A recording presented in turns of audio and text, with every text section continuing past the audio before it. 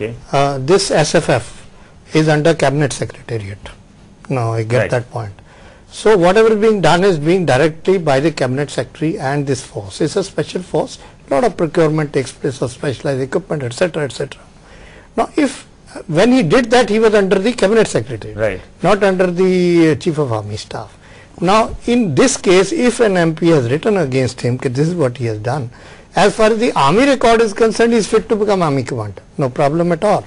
But now that this letter has come, the chief, because tomorrow the chief doesn't want to be in a embarrassing situation that you recommended a guy who had a complaint against him.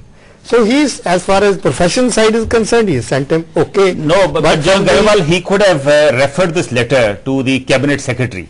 If the SSF is under the Cabinet Secretariat, instead of referring it to the CBI, because for this all kinds of motives are being attributed. No, it's wrong. If he had sent it to the agency who is doing the procurement as doing nonsense, he's never going to be okay. So you have to send it to an agency which is neutral. So what is the government? What is the government supposed to do? Make General Sehag an army commander, or wait for the CBI to get their inquiry? It needs clearance. It needs clearance from CBI that there is nothing against him, because all of us have got files in Ministry. But in the process, he might miss the army commander's post. In fact, if you examine what has been said by this member of parliament, he is from the Trinamool Congress, I think.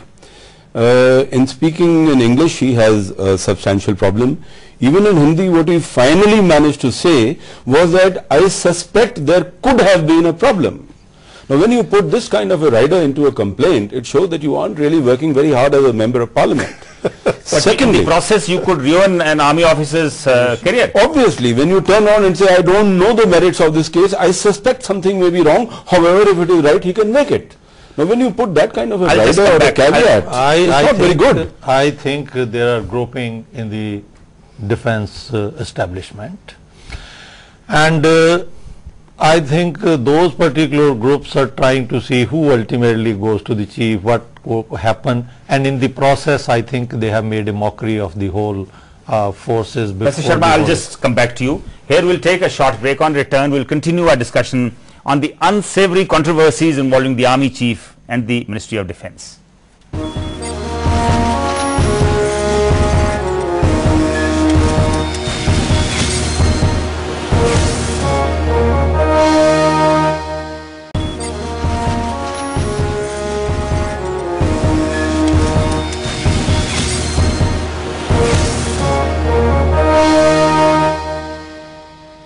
Welcome back. We are discussing Army Chief General V.K. Singh's revelations and communications. General Grewal, the most important communication by the Army Chief during the last 1 week is regarding the poor state of defence preparedness. Isn't the timing of the letter rather odd? This was, I think, dated sometimes around the middle of March. Yes. This is 2 months or 2.5 months before he actually hands over the office. Sir, let me tell you this timing business. This procurement equipment is an ongoing process, and continuously the ministry is being sent every year what all deficiencies are. And let us go back into history, starting from the 62 operations, 65, 71, Kargil. Every stage the defense has been minus equipment. No technical advice or no professional advice to tell the government whenever provided to them that look, here the Chinese are going to come in way back in 56, 57, but nobody seems to be listening to that advice. But now, very well, nothing substantial has happened in the last, let's say, 3 months to merit a letter of this kind at this juncture.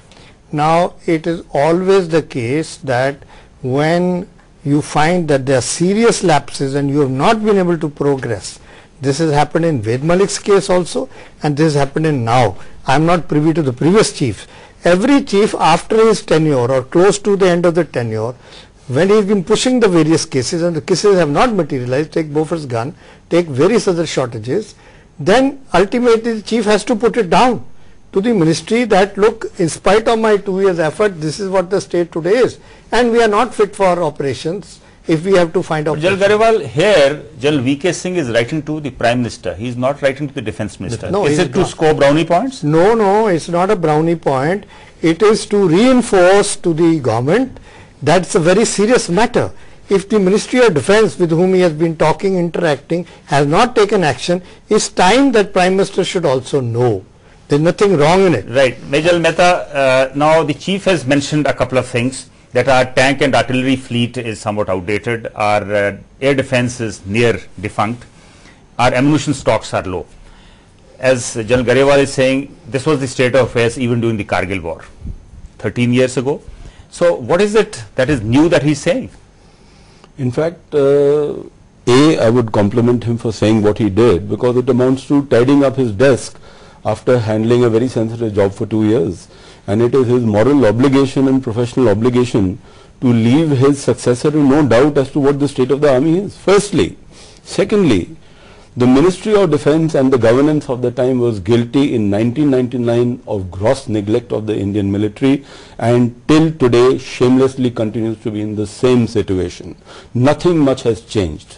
If you look at the record of the current defence minister and see how many cases have been rejected when they were nearing the finishing touch. For example, the replacement to Bofors was about General Mehta, don't you think a letter like this should have come maybe a year or 2 years earlier?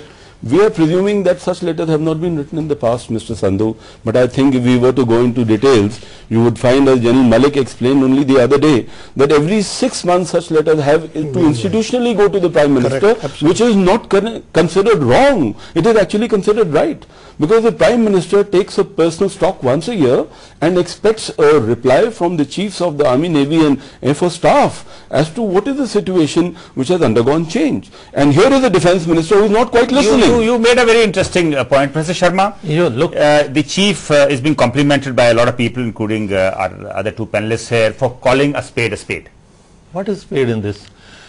CGA every year says all these things. You take out any particular CAG's report, everything is mentioned over there. Then the Parliament Committee on Security, every year it is being discussed. So what is new in this? And the timing and the leaking, I think, is deliberate, because all these things are known. There are every 6 months. Who do you think leaks the letter? I feel that the government need not have no reason to leak it, because ultimately it is going to boomerang. But even this has not been proved that the chief or people close to the chief have leaked the letter. I am actually shocked by what he is saying. It is appalling, because the chief has gone on record in saying that whoever has leaked this letter should be accused of high treason. Are you implying that the chief of the army staff of 1.2 million soldiers is telling the whole world, accuse me of high treason? General Mehta, I think the only one thing on which... this is appalling. This is cynicism at its worst. And this is what is happening in repeated breaking news after breaking news, that people with very poor understanding of the functioning of military and of the complexity of defense management are passing judgment as if they were pundits born to pass such sentences. This is amazing. This is absurd. Sir, the main issue I want to bring out is responsibility. If the defense is the strongest point which has united this country, which has kept this country's stability and democracy, today you are looked up by Americans, by British, by everybody, that people who have maintained traditions, people who have followed the correct rules is India. And why so? If the unity of this nation is today together is due to defense services. Defense services have never stepped out of line. Please understand, this is the only country in this side of area where the defense services have been totally in synchronization with the government. Why doesn't the bureaucracy... So one is not sure if that has happened in the last 6 months. No, it is very much happening. Sorry. I am sorry to say that the defense minister has said even yesterday or today that he has full confidence in the chiefs and we function as well as... Well, that is only as a matter of saying. No, sir, but Garewal, the only thing on which the defense minister and the chief appear to agree is that whoever has leaked the letter has done an anti-national act. But if the matter of the letter, in your opinion, is correct, what's wrong in the letter coming out in the public domain? No, sir. It's a crucial details of the army's preparedness for war. Now, this is something very top secret. You are not supposed to discuss in public what your state of ammunition, what your state of all this is. Point I am trying to make here, sir, in every stage of the defense fighting a war, The person who is actually responsible for helping me to fight the war is never made responsible for all the deficiencies, all the deaths created, all the casualties are done. I think we need to have a separate debate on that. Yes, Professor Sharma. You see, problem is why I say that the government would not have done it. The biggest powers of this world, China, Russia, Brazil, everybody knew they are coming on this particular date here. And all this controversy, no government worth its salt will try to bring out such particular thing in open. I think it is not good. Okay, Professor Sharma, I think you are pointing the needle of suspicion to the chief or the people close to him. Yeah, people in close, that case, not chief. There is even a demand that the chief either be sent on long leave or be actually sent home as Admiral Bhagwat was many years ago. Your opinion on this? Yeah, I fully agree with this. Reason is that there has been a unwritten code. There is a line which Indian Army has never crossed. I think if this is encouraged, we are going to move towards what is happening in Pakistan. I think this must be nipped in the bud. I have great regard for the army. We have the best possible people, the most honest people, the most... Well, that's a very strong statement to make. General Grewal? I totally don't... you know, I think Mr. Sharma, Amazing. You have no idea what 40 years absolutely. service I have put in and how much of, you know, patriotism is built in me, because there is no question of army ever going into this role. And let us not, this is the first time that the issues within the army have been publicized. That is why we are under a bit of a shock. General Grewal, what do you think is the effect of whatever has happened in the last couple of weeks on the morale of the rank and file of the army? Should I say that it's opened up subjects, it's opened up certain insecurities in the system. It has also brought out that some people still have the moral courage to take those decisions and to put it to the government. Well, that's what the state is. What's wrong with it? I have taken such very strong steps, strong stands with the government as the Adjutant General. But they never came into the public domain, no? Sir, if that is because nobody discussed it out. It's a question of somebody wanted to rake up that issue. Today they are raking up the issues. There is no need to rake up the issue. Where is the need to rake General Mehta, what is the way out of this? Send the chief on long leave or let the things continue as they are? I mean, it's amazing, Mr. Sandhu, that the person who is passing a message of caution for the nation and for it to improve its preparedness actually needs to be shot or removed or sacked or sidelined or treated like a Bhagwat. I mean, but you would agree that whatever has happened in the last couple of weeks, particularly the last 1 week, is very sad. How do we prevent all this? It is not only sad, it should never have happened. So how do we prevent all this? I mean, I am the first one to say that there has been a fault on the side of government, there has been a fault on the side of the Chief of Army Staff for having raked up something which should have been discussed quietly behind closed doors.